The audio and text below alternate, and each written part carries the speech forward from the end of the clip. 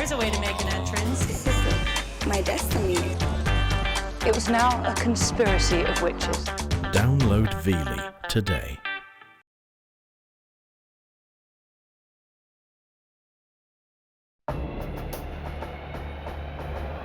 In the Pacific Northwest, tragedy would forever bind 3 women who would never meet.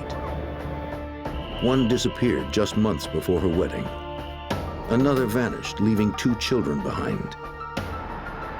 A third survived her night of terror and spoke for the others she never knew. The hunt for a serial killer led FBI agents cross-country as they followed his deadly trail.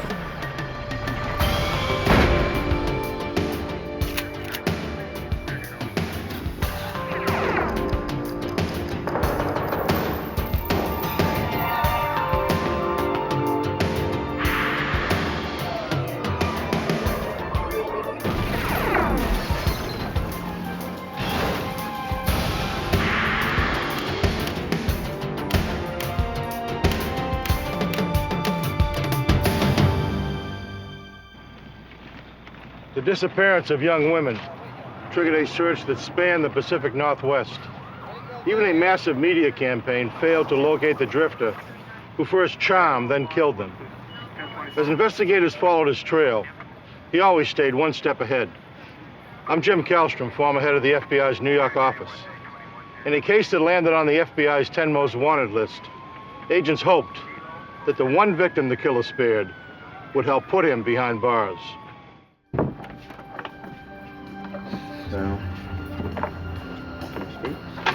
March 28th, 1987. LaRon Crouston left a party in the suburbs of Tacoma, Washington at 4 in the morning. He was looking forward to a day of fishing. Come with me. LaRon's fiancée, 22-year-old Robin Smith, decided to stay. She was having a good time. Robin assured LaRon she'd be fine. I love you. I love you too. She would just get a ride home from someone she'd met at the party. After fishing all day Saturday, LaRon fell asleep, exhausted. He didn't wake up until early Sunday afternoon. Robin! He hadn't seen his fiancée, Robin, since the party 2 days earlier. Robin! Concerned, the young man called Robin's mother.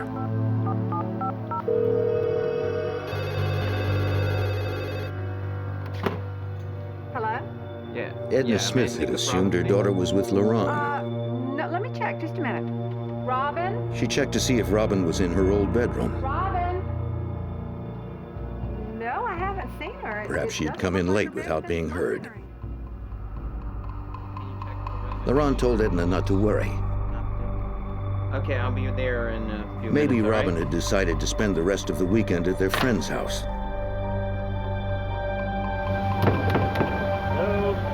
About an hour later, LaRon and Robin's brother arrived at the apartment. No one there.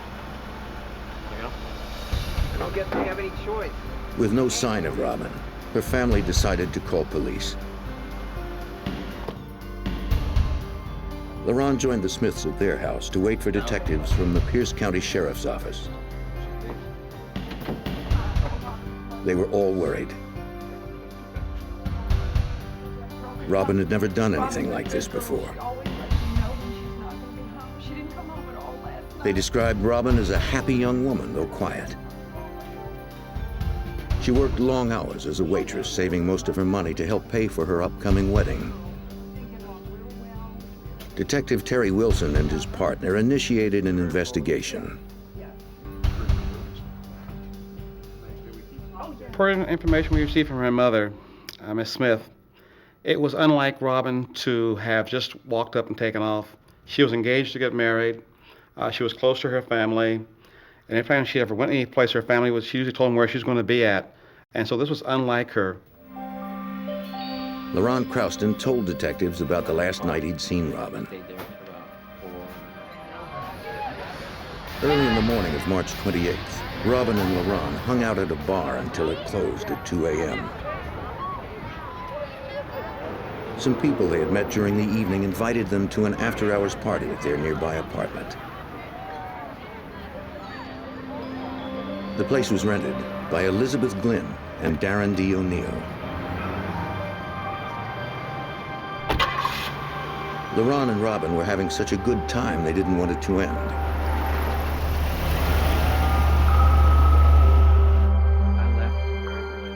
The last place LaRon had seen Robin was at the party.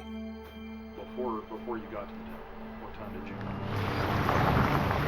Detective Wilson went to the duplex where the party had been held. He found Elizabeth Glynn at home. She corroborated LaRon's story and told the detective that she had intended to drive Robin home. How long did you live? But as the night wore on, her plans changed. Darren seemed more interested in Robin, so Elizabeth remained in the kitchen and flirted with a man named Mike Prohoda. Elizabeth told the detective that she and Prohoda had made plans to meet later at his apartment, where they could be alone. Prohoda left the party first to avoid arousing Darren's suspicions. By daybreak, Darren Dee O'Neall hardly seemed to notice. He was wrapped up telling Robin about his favorite author, Louis L'Amour, who wrote stories about the Wild West. O'Neall was unemployed and talked about living off the land like the outdoorsman in L'Amour's books.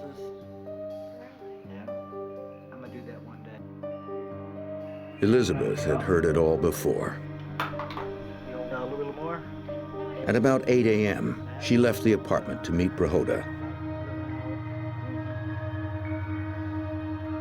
She told O'Neall and Robin she was going out to buy more beer.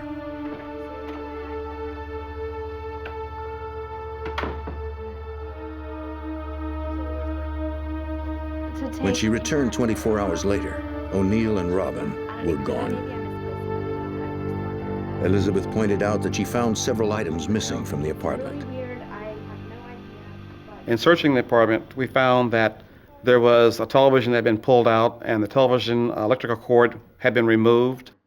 There was a couple of lamps from his girlfriend had told us that had extension cords on it. These were missing. A lot of his clothes were gone, and she specifically mentioned that there was a blanket that also was missing from the house. Is this yours? In a file box, Wilson also found Social Security cards with several different aliases. They included the unusual name of Zebulon McCranahan. When Detective Wilson told his partner what he'd learned, Detective Walt Stout immediately suspected foul play. Robin was left alone with Darren O'Neall, and something happened at that residence after that. It would be speculation that maybe Darren tried to come on to her physically or sexually. She may have rejected that, or there was something that happened there, and I believe she was probably assaulted in that house. Detective's next question, Dennis Morrison, O'Neall's friend and former employer. Morrison said O'Neall had worked for him as a carpenter. When's the last time you saw him? It was last night. He asked if we were alone. He said he had seen O'Neall just a few days earlier. It was Saturday afternoon, the day after the all-night party. Running kind of low on cash, man. You ain't got about 30 bucks I can get from you, dude. O'Neall stopped by to ask for traveling money. No cash on me at all. He said he was heading east over the Cascade Mountains. Morrison had no cash to give him. O'Neall was about to leave when Morrison realized he could write him a check. He went to O'Neall's car to make the offer. His friend seemed nervous and anxious to leave. Then a movement in the back of the car caught Morrison's eye. It looked like something was pushing against the back seat from inside the trunk. O'Neall told him it was his dog. He'd put it there to punish it. Before Morrison could say another word, O'Neall pulled away. That's all he said. You haven't heard from him since. Morrison described the car as a tan Chrysler with Montana tags. It was the day after the party. Thank Authorities knew they were 3 days behind O'Neall. By now, he could be anywhere.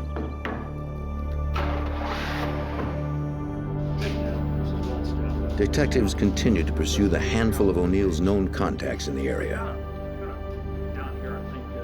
They called Gary Skinner, the owner of another cabinet shop where O'Neall had worked part-time. He told detectives he had been looking for Darren O'Neall since his last day at work. When Darren left, he apparently took a hammer with him from the shop because it was missing, and Mr. Skinner couldn't account for it having been taken in any other way. With no leads pointing to his whereabouts, Pierce County detectives hoped O'Neall's past would provide some answers. A background check revealed that the suspect was no stranger to trouble. He had warrants out for him. He had been in trouble in Colorado. He had been accused of sexual assault, physical assault. All of his victims that we were aware of had been females. So a profile of him was starting to form that we was looking for a person who is possibly predatory in nature, but violent for sure. Pierce County deputies entered everything they knew about Darren Dee O'Neall into the National Crime Information Database, the NCIC, a listing of criminals and victims nationwide. They included his physical characteristics, a description of his tattoos, and the make and model of his car. If O'Neall were picked up by any police department in the country, Pierce County would be notified immediately. Detectives also helped Robin's family launch a media campaign to locate the missing woman. Robin's picture was posted all over the Tacoma, Washington area, along with O'Neall's. The campaign began to generate leads. O'Neall was spotted entering a local hospital alone on March 29th. There was no security at the hospital, but the ER nurses were nervous at this man's presence. So they did call a couple of male employees of the hospital, and Darren ultimately left without receiving any treatment for some scratches that were visible. Investigators believed Robin had inflicted the scratches on O'Neall's face when he attacked her. The hospital staff told police that the scruffy man bore a teardrop tattoo at the corner of one eye. The letters J-U-N-E were tattooed across the knuckles of one hand. Detectives learned that June was the name of O'Neall's ex-wife. The media campaign continued to generate leads. A highway flagman had seen O'Neall in his car at 2 different locations on March 30th, 2 days after Robin's disappearance. The first sighting was on a highway construction site east of Tacoma. Construction, just keep it slow. O'Neall was heading south when the flagman waved him through. Keep it slow, sir. He also saw O'Neall a few hours later at a gas station off the same highway. Hang on a second, I want you to take a look at some pictures. He called police when he recognized the man's face from the newspaper. To be sure, the detective showed the flagman a photo lineup. It included a mugshot of O'Neall alongside 5 others. The flagman picked out O'Neall immediately.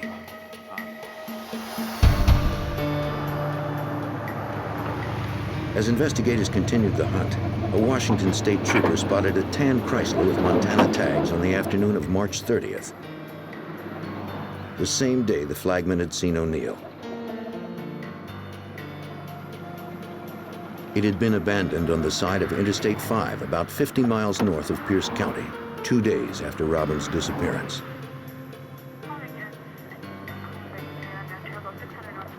Unaware of the ongoing investigation, the officer found nothing suspicious about the car. He followed proper procedure by calling in the license plate and vehicle description. A communications officer entered the tag number into a database. The information should have triggered the NCIC listing on O'Neall and his vehicle. It did not. She had mistakenly typed the abbreviation MO for the state of Missouri instead of MT for Montana. The trooper on Highway 5 was still unaware that this was the very car Darren Dee O'Neall had been driving following Robin Smith's disappearance. Investigators' best clue was about to be towed to the impound lot.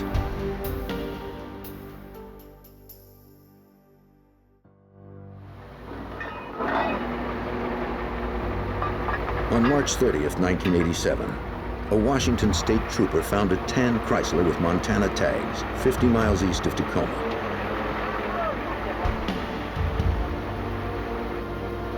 Misinformed by his communications officer, the trooper was unaware that Darren Dee O'Neall, the man wanted in connection with the disappearance of Robin Smith, had abandoned the car.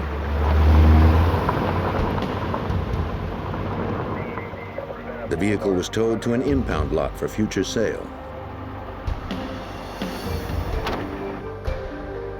A few days later, the local paper ran an article about Robin Smith's abduction. The story described O'Neall's car. It sounded similar to a Chrysler the tow truck operator had recently impounded. He checked the make, model, and license plate. They matched. He quickly notified police. Detectives ran a check of the Chrysler's vehicle ID number. A man calling himself Zebulon McCranahan was reported to have stolen it from an Idaho residence in 1986. Wilson immediately remembered the peculiar name from an ID card he'd found at O'Neall's home. It was one of the suspect's aliases. At the Pierce County West Precinct garage, detectives and evidence technicians processed the Chrysler. They hoped to find some trace evidence linking O'Neall or Robin to the car. While technicians searched the interior, the detectives moved to the trunk. They found a large quantity of dried blood. Detectives also found a blood-stained lavender jacket. Mrs. Smith later identified the garment as Robin's. They also recovered teeth, bone chips, and a clump of hair. O'Neall's fingerprints on empty beer cans pointed to his involvement. If Detective Wilson had held out some slim hope that Robin was still alive, it was now gone. We felt now that we probably had a homicide on our hands by the way the type of blood that was found in the trunk and the amount of blood that was found. And so we started focusing on Darren as a homicide suspect. And at this point in time, the whole tone of the investigation started changing. But to charge O'Neall with murder, examiners at the Washington State Forensics Lab first needed to confirm that the hair and bone fragments belonged to Robin Smith. Pierce County sheriffs requested Robin's dental records and blood types sent to the lab. But there was a problem. Robin had not been to the dentist since childhood. She also had never documented her blood type. Since a definitive match with known samples could not be made, murder charges could not be filed. As the hunt for suspected killer Darren Dee O'Neall ground to an abrupt halt, 120 miles to the north, Detective Carlotta Jarrett of the Bellingham, Washington Police Department was working on a similar case. Wendy Ohi, a 28-year-old single mother, was reported missing when she failed to pick up her daughter. Wendy had a date the evening of April 24th, 1987. She left her daughter with the child's grandmother. When Wendy failed to return her call, the grandmother drove over to her house to find the little girl's favorite pillow. On Wendy's bed, she found bloodstains and called the police. Detective Jarrett obtained a warrant to search the house. Wendy's car, a red Ford Torino, was missing. The front door to Wendy's house had been left unlocked. Her wallet and keys were missing. In the bedroom, Detective Jarrett found evidence of a brutal attack. There was bodily fluids in the bed, and there was a great amount of pooled blood underneath that pillow, which had seeped to the mattress below. There was low to medium impact velocity blood spatters on a wall, and there were also blood smears on the wall. Bellingham police retrieved the entire bed as evidence. On the headboard, they found more of Wendy's blood, along with 2 blonde hairs that did not belong to the missing woman.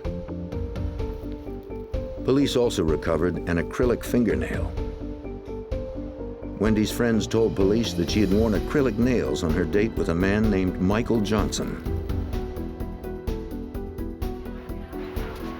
Wendy had met Johnson earlier that afternoon on her lunch break. He was the new bartender at La Paloma restaurant. Detective Jarrett checked the restaurant for leads. I contacted the owner to see if she'd filled out an employment application for Mr. Johnson, and the only thing she had was a placemat that he had written some information on. She gave that placemat to me, and we did and processed it for fingerprints. While the detective waited for results, she visited a local mission which the bartender had listed on the placemat as his residence. Detective Jarrett spoke to the desk clerk at the mission, who remembered the day Johnson checked out. He had seen Mr. Johnson at the mission at 7:30 in the morning on the day after that Wendy he had a date with him. And at that time, he was wearing black slacks, a vest, a white shirt, and a tie, and told him he was going to work. He also said he had met a lady and he was going to move in with her. This person also said that Mr. Johnson was driving a red Torino and drove away in it. Previous to this point, he'd had no vehicle. On May 4th, 1987, Jarrett received a phone call from police in Eugene, Oregon. They had found Wendy's car, a red Ford Torino, abandoned in the parking lot of a tavern. Inside, police recovered fingerprints that matched the fingerprints found on the placemat. A check through the automated fingerprint identification system revealed that the prints belonged to Darren Dee O'Neall, the man wanted for the suspected murder of Robin Smith. Detective Jarrett contacted authorities in Pierce County, 120 miles south of Bellingham. They quickly realized there were striking similarities in both cases. Since we were convinced that Darren O'Neall was responsible for Robin Smith's death, and we also felt that he was responsible for Wendy Ahi's disappearance and possible death, we felt that the rest of the people in the country were also at great risk from Darren O'Neall. Pierce County deputies called in the FBI to assist in the hunt. Former Special Agent Del Oros of the FBI's Tacoma Resident Agency was assigned the case. At that point, we knew we were dealing with an individual who was extremely mobile and extremely dangerous. He had the history of a violent sexual predator, and now he had the current tag or label of a murderer. Since Wendy and Robin's bodies were still missing, formal murder charges were not filed. Sexual assault charges against O'Neall were still pending in Colorado. The FBI opened a federal case against the fugitive for unlawful flight to avoid prosecution. Still, O'Neall managed to stay one step ahead. No one knew where the suspected serial killer fled after he left Oregon. and authorities still had no murder case unless they found the bodies of the missing women.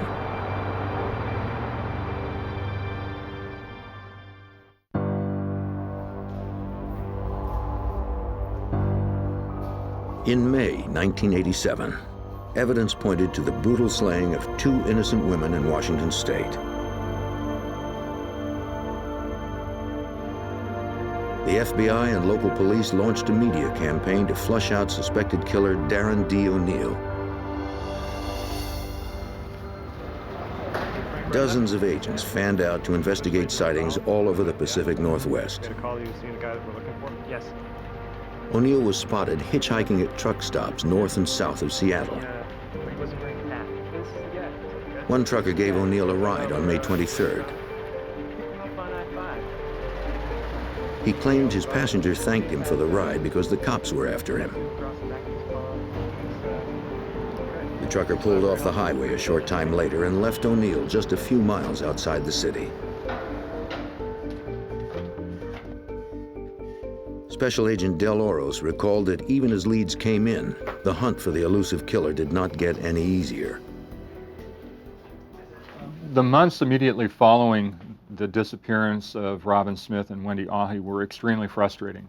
Because of O'Neall's change in facial appearance, a change in weight, people were consistently telling us that the pictures that we were showing of O'Neall were actually 2 different people. Well, they weren't. The FBI focused on places the drifter might blend in. Because O'Neall was constantly on the move, agents questioned travelers at local bus and train stations. They hoped someone had spotted O'Neall and would remember his distinctive tattoos. Even when they found people who had seen the fugitive, it was always too late. O'Neall was comfortable in the ever-changing world of transients and drifters, where people could easily disappear forever.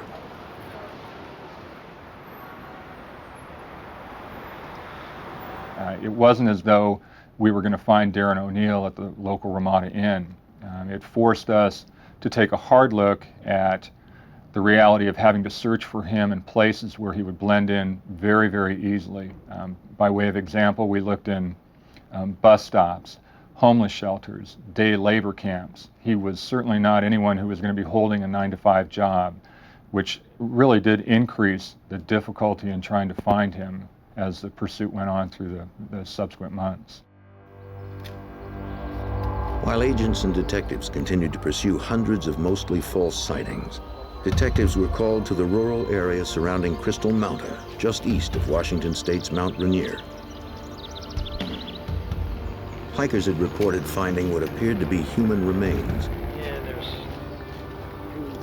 The location was close to where a flagman had seen O'Neall's car about a month earlier, not long after Robin Smith's disappearance.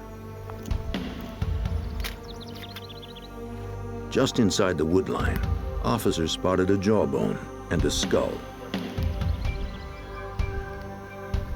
Each item was carefully flagged before it was retrieved. As Stout and Wilson surveyed the crime scene, they wondered whether the remains were Robin's. Investigators also found other bones scattered in the vicinity. Folded clothing was found, hidden in the base of a nearby tree. It matched the description of the outfit Robin had worn to the party. They also recovered a wallet. Inside, they found Robin Smith's driver's license. Investigators fanned out to cover a wide area. Their persistence paid off. They found a claw hammer with markings similar to the one reported missing by one of O'Neall's former employers. Detectives also suspected it was the murder weapon. The The Pierce County medical examiner agreed. The careful examination of the remains revealed that Robin had probably died as the result of blunt force trauma to the head. Darren Dee O'Neall was charged with first-degree murder. Once the remains of Robin Smith were found, we certainly had the confirmation that a murder had occurred. And by virtue of that murder, the Washington federal authorities then issued their own separate and second investigation. They issued another unlawful flight to avoid prosecution warrant for him. The FBI was more determined than ever to get their hands on the man responsible for this heinous crime.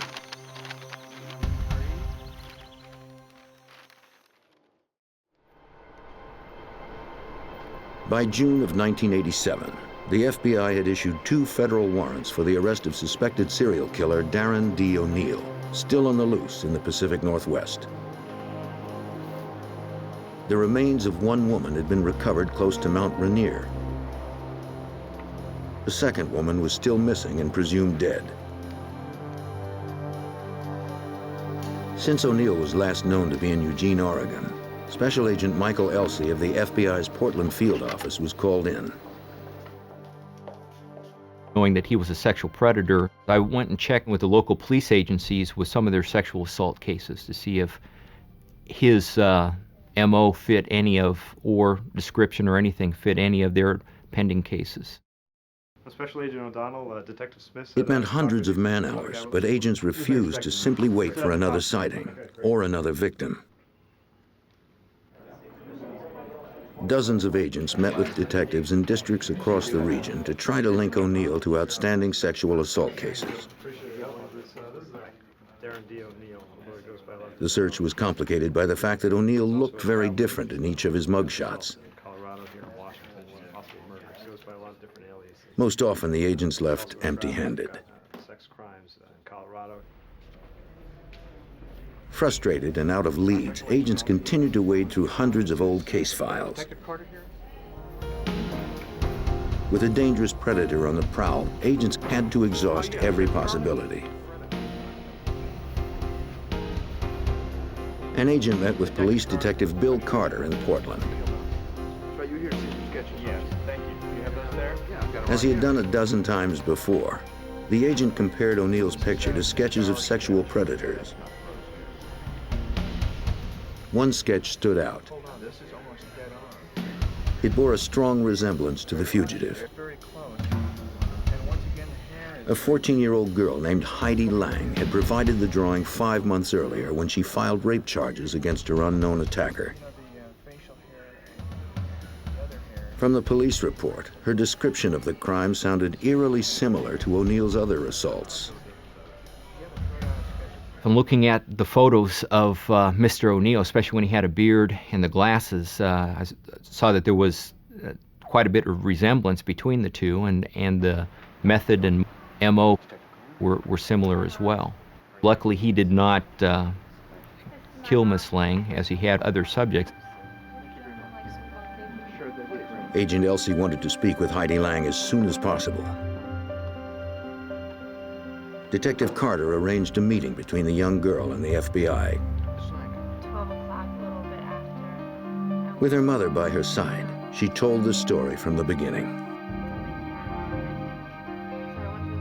At around midnight on January 17, 1987, 2 months before Robin Smith disappeared, Heidi broke her mother's curfew and walked to the nearby convenience store to get a soda. It was a tough part of town. The young girl had walked it many times before, but never this late at night. As she crossed an overpass leading to the store, a trucker called to her from his parked rig. She ignored him and walked on.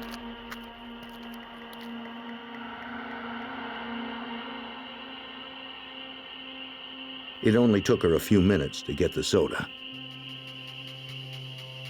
Then she started back home. She walked as quickly as she could to get back before her mother knew she had left. Heidi told investigators that as she approached the overpass, the man and the truck were gone.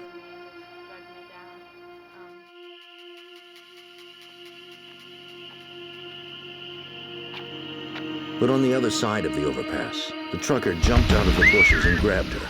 Get in the truck. Get in the truck. Get in. He forced her down an embankment at knife point and shoved her into his semi parked at the side of the highway. Years later, Heidi recalls that she believed her young life was over. The first thing I noticed is how dangerous he was. I felt that he had every intention of killing me. There was no question in my mind. Get on the back. He threw her into the sleeper compartment of his truck. She was terrified, with no idea where he might take her or what he might do.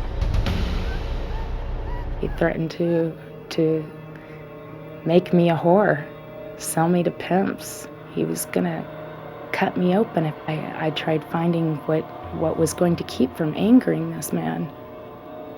I had to behave like I was just holding conversation with him, and at the same time learn what I could about him. Despite Heidi's best efforts, the trucker climbed into the sleeper compartment and repeatedly raped the 14-year-old for 4 hours. And he did not like to think of you as a woman. That brought him to violence.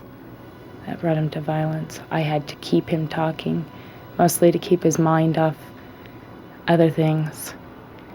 And I tried my best to give him the impression that I was insignificant. And I was just there to be there with him. And it wouldn't mean anything if he let me go.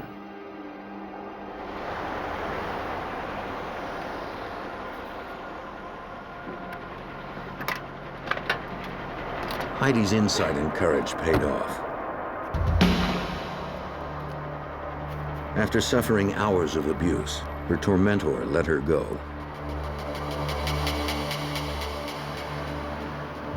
She ran until she reached a truck stop.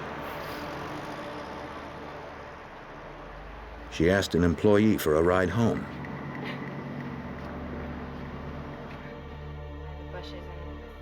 After all she'd been through, Heidi bravely submitted to a rape test. This provided investigators with samples of the rapist's semen, though no match could be made until the suspect was in custody. When Heidi finished her story, Detective Carter showed her a number of photos of O'Neall and some similar-looking men. It was amazing that he was in it, and I did see him, and I picked him out. I really did not expect to see him in them. I hadn't really heard anything since I had given the sketch. Seeing her attacker's face brought the memories flooding back, but she never hesitated to press charges. Heidi was determined to face her rapist and put him behind bars. I think that she wanted to see that this person did not do that to anyone else ever again.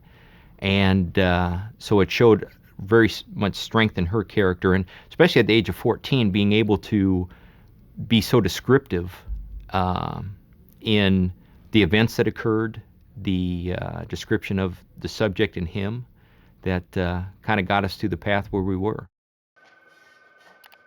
Agent Elsie called the Tacoma office. They finally had a witness to testify against O'Neall. He had run other places, but they still had to find him.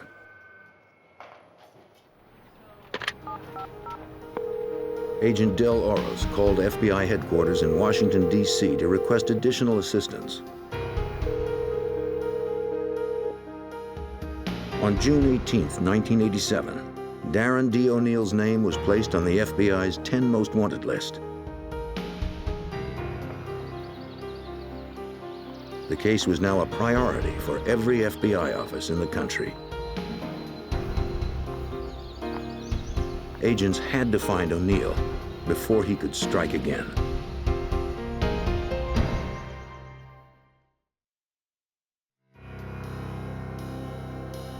In June of 1987, suspected serial killer Darren Dee O'Neall was added to the FBI's 10 most wanted list. Special Agent Del Oros was in charge of the case. He convinced the FBI's Fugitive Publicity Unit in Washington, D.C., that Darren Dee O'Neall fit the list's criteria.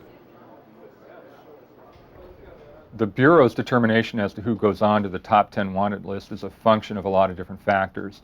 Primarily, it's the protection of the community. Secondarily, it has to do with the ability of those individuals to be mobile, to transport themselves across interstate lines, so effectively going from state to state. With nationwide publicity, the manhunt for O'Neall was relentless. Countless sightings were reported in several states. O'Neall was most often spotted in bars and taverns in the Northwest. Looking for a guy may have been seen around here. Investigators followed up on dozens of leads, only to find witnesses with vague descriptions of the fugitive. Nobody knew of his whereabouts. Anything noticeable about his appearance? Agents were left with little to go on. Okay, thank you very much. So we had a long stretch of time when the clues were drying up. The leads from other agents were not producing any form of immediate return. We were going back and to the same people, consistently re-interviewing the family, friends. We were reaching out as far as going to prior instructors, prior employers, looking for some type of clue that would tell us or show us a pattern of his activity and his mobility across the country. 7 months later, on February 3rd, 1988, agents discovered that O'Neall had made his way to Lakeland, Florida. He was spotted by a Lakeland police officer conducting what appeared to be a drug deal. Got some good stuff. You got the money? The officer was unaware that O'Neall was wanted for murder.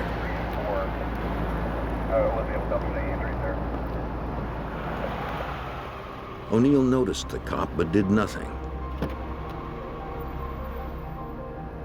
The officer turned his car around to investigate.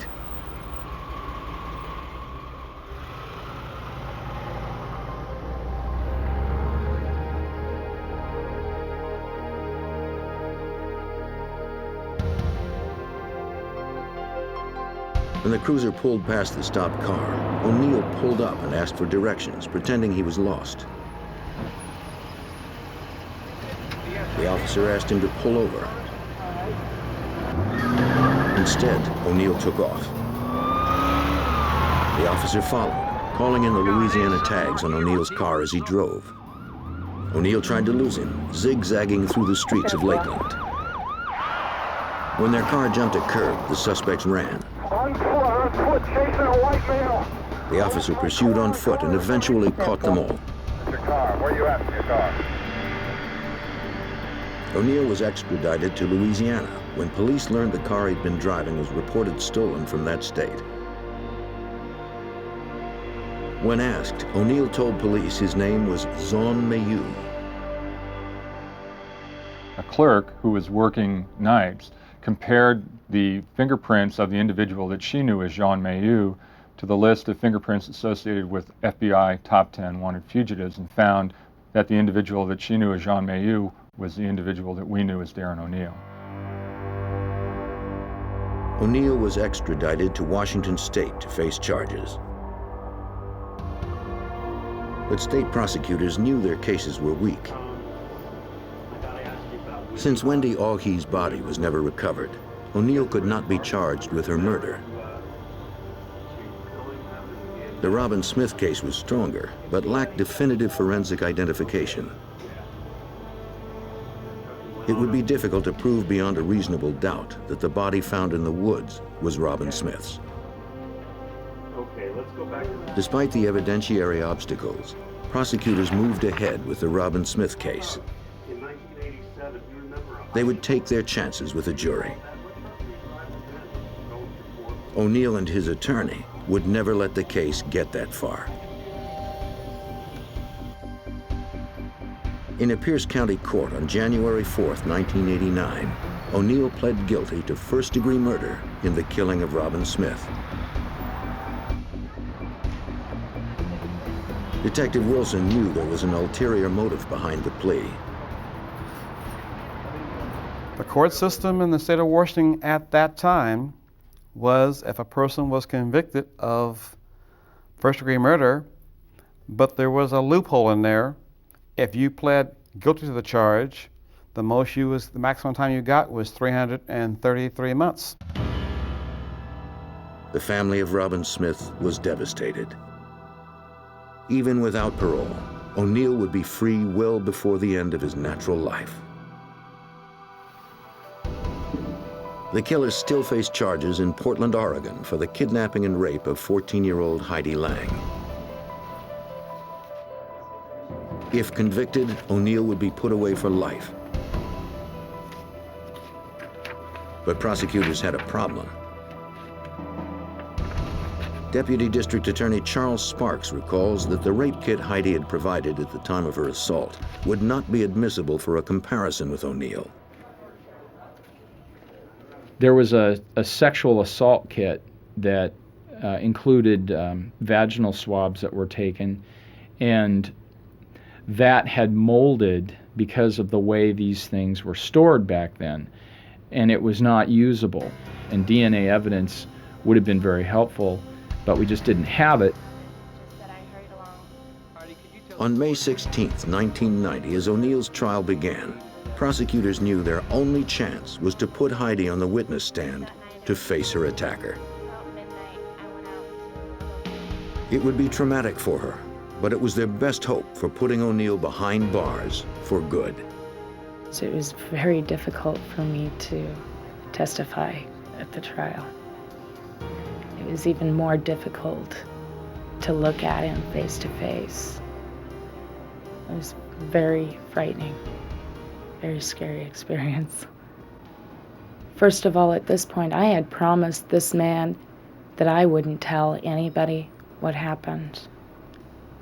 And this is a man who had no qualms about going after anybody, even just a girl walking down the street in the middle of the night. I knew I had to put him away, or I was as good as dead. That's the way I view it. From here today, could you point to that man? Heidi pointed out the man who had kidnapped and raped her, sitting sullenly just a few yards in front of her. Her testimony was enough to convict O'Neall. The jury found him guilty on all 16 counts of kidnapping and rape. Under Oregon law, he was sentenced to 135 years in prison.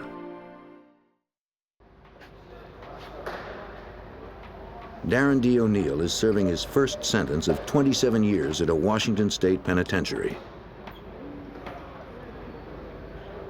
He will then be transferred to Oregon to spend the rest of his life behind bars.